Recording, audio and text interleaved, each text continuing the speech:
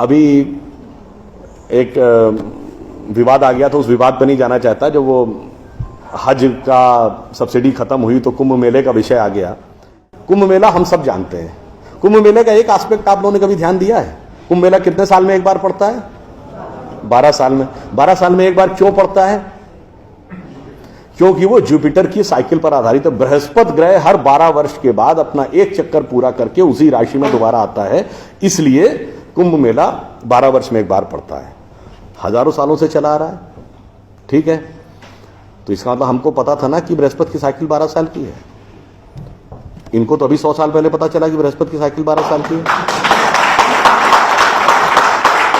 और उसके बाद हमको समझा दिया जाता है नहीं साहब हम अनसाइंटिफिक थे। अब आप एक और बड़ी मजेदार बात देख लीजिए। सूर्य ग्रहण और चंद्र ग्रहण पड़ता है तो उसका डेट और टाइम कौन तय करता है? सरकार घोषणा करती है ना, टीवी पे आता है, रेडियो पे आता है, अखबार में आता है। किस बेस पे आता है? नासा की फिजिकल ऑब्जर्वेटरी बताती है कि फलां तारीख को इतने बज के इतने मिनट पे सूर्य ग्रहण या चंद्र ग्रहण पड़ेगा, सोलर इक्लिप्स और ल्यूनर इक्लिप्स। मगर ये बताइए 1950 से पहले तो नासा की ऑब्जर्वेटरी नहीं थी। 1920 में जब अल्बर्ट आइंस्टीन ने रिलेटिविटी की थ्योरी दी, उससे पहले रिलेटिव मोशंस ऑफ प्लैनेट नहीं पता था। सॉरी, 1916 में। 1920 में एडविन हबल एक साइंटिस्ट हुए जिन्होंने एक्सपेंडिंग यूनिवर्स की थ्योरी दी, उससे पहले एक्सपेंशन ऑफ यूनिवर्स नहीं पता था। 1900 में मैक्स प्लैंक साइंटिस्ट हुए जिन्होंने लाइट की क्वांटम की थ्योरी दी, फोटॉन्स वाली, उससे पहले प्रोपगेशन ऑफ लाइट ही नहीं पता था। 1897 में जे टॉमसन ने इलेक्ट्रॉन खोजा, उससे पहले आप मानते थे एटम अनडिविजिबल है।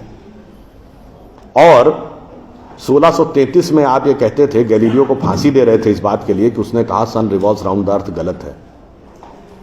तो भैया आप 380 साल चल के जहां पहुंचे हैं, हमारा पंचांग तो युधिष्ठिर के जमाने से एज इट इज चला आ रहा है 51 साल। मतलब ये लॉजिक नहीं है, ये तो साइंटिफिक प्रूफ। फिर भी हमें समझाया जाता है कि साहब जो हमने सोचा उस सब हम अनसाइंटिफिक थे, हम गलत थे। बड़ी मजेदार बात है। इन ए स्पैन ऑफ लिविंग जनरेशन, 50 साल में देखिए ये जो अर्बन नक्सल्स थे उन्होंने हमारे दिमागों में क्या क्या भरा और फैक्ट क्या था। 50 साल पहले जिस जिस चीज का मजाक उड़ाया गया वो चीज आज ठीक उसके उलट हो गई। 50 साल पहले कहते थे अरे यार ये अगर खेती करनी है तो mechanised farming, chemical fertiliser use करो। गाय के गोबर से कोई खेती होती है? आदमी चांद पे पहुंच गया, तुम गाय के गोबर पे पड़े हो। आज नहीं, ऑर्गेनिक फार्मिंग की तरफ। 50 साल पहले क्या कहते थे? अरे भाई ये जड़ी बूटियों फल पत्ती खाने से कोई इलाज होता है? नीम हकीम खतरा है जान। खाना है तो नई दवाएं खाओ, क्लोसिन, मेटासिन, टेरामाइसिन। आज आप क्या कहते हैं? नहीं, केमिकल नहीं, हर्बल मेडिसिन की तरफ जाओ। ठीक, आज से केवल 50 साल पहले आप ये कहते थे, जब हम कहते थे पेड़ों की रक्षा करो, जंगल की रक्षा करो, पहाड़ की रक्षा करो, कहते थे this is the reminiscence of a primitive tribal civilisation. आज 1992 के रियो डी जेनेरो से लेकर 2009 के कोपेनहेगन से लेकर 2016 के पेरिस तक आप कहते हैं नेचर फ्रेंडली डेवलपमेंट करो। भैया सब कुछ उलटता जा रहा है। जो हमने कहा, जिसका आपने मजाक उड़ाया, वो सब कुछ सही होता जा रहा। अब मैं एक और बात कहूंगा जिसका कि बहुत मजाक उड़ाया गया, शायद हम लोग कभी ध्यान नहीं देते।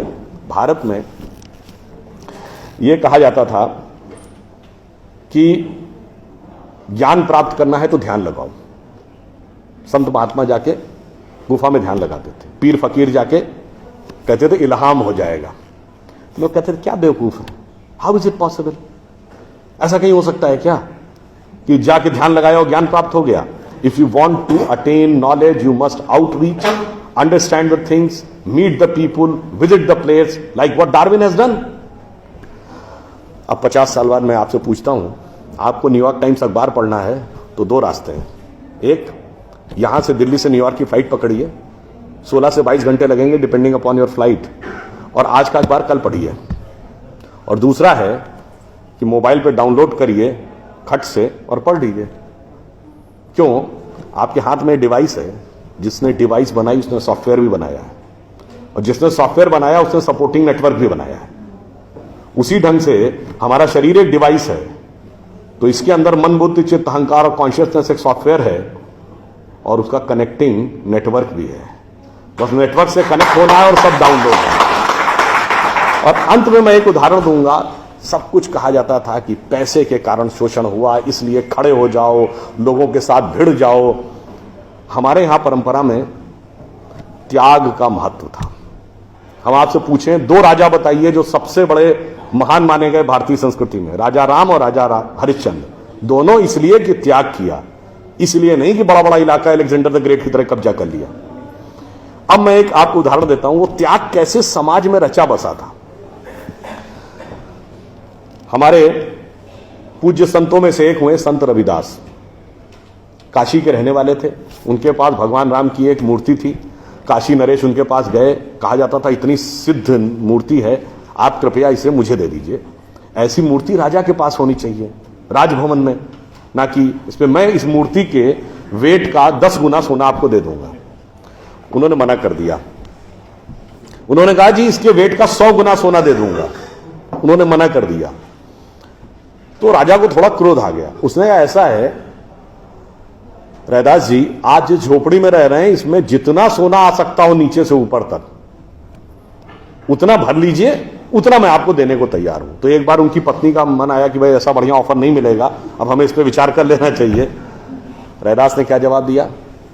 एक मोरो राम नाम धन, एक मोरी आशा, ऊ धन आई है ई चले गई हैं, ना चाहे भगत रैदासा। मना कर दिया। रैदास जी क्या थे? वो जूते बनाते थे, आज की परिभाषा के अनुसार दलित थे। अब आप आइए, संत कबीर जुलाहा थे, आज की परिभाषा के अनुसार ओबीसी। जब उनके बेटे ने भगवान के भजन के बजाय पैसा कमाना शुरू किया तो कबीर ने क्या कहा? उनके बेटे का नाम था कमाल।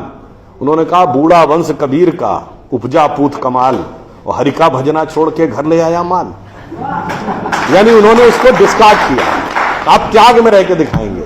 अब आप आइए, मीराबाई राज परिवार की थी आज के हिसाब से, फॉरवर्ड। और उन्होंने क्या कहा? पायो जी मैंने राम रतन धन पायो, और जन्म जन्म की पूंजी पाई बाकी सबे लुटायो। उन्होंने भी पैसे की तरफ नहीं रहा। और अंत में ये सब एक ही कंटेम्परेरी है, तुलसीदास जिन्होंने रामचरितमानस लिखी, वो ब्राह्मण थे, फॉरवर्ड आज के जमाने के हिसाब से। कहा जाता अकबर उनके पास गए। अकबर ने कहा कि आप हमारे दरबार में आकर स्थान ग्रहण करिए, हम आपको 60,000 की मनसबदारी देंगे। उस जमाने में मनसबदारी एक रैंक होती थी। तो जैसे 40,000 की मनसबदारी वॉज मैक्सिमम, 60,000 का मतलब हुआ कि राजा के बाद सबसे बड़ा स्टेटस आपका होगा। तो तुलसी ने क्या जवाब दिया? हम तो सेवक राम के हियो धरो दरबार, हमारे तो हृदय में भगवान राम का दरबार धरा हुआ है। तुलसी का अब होएंगे नर के मनसबदार। ये मैंने क्यों बताया?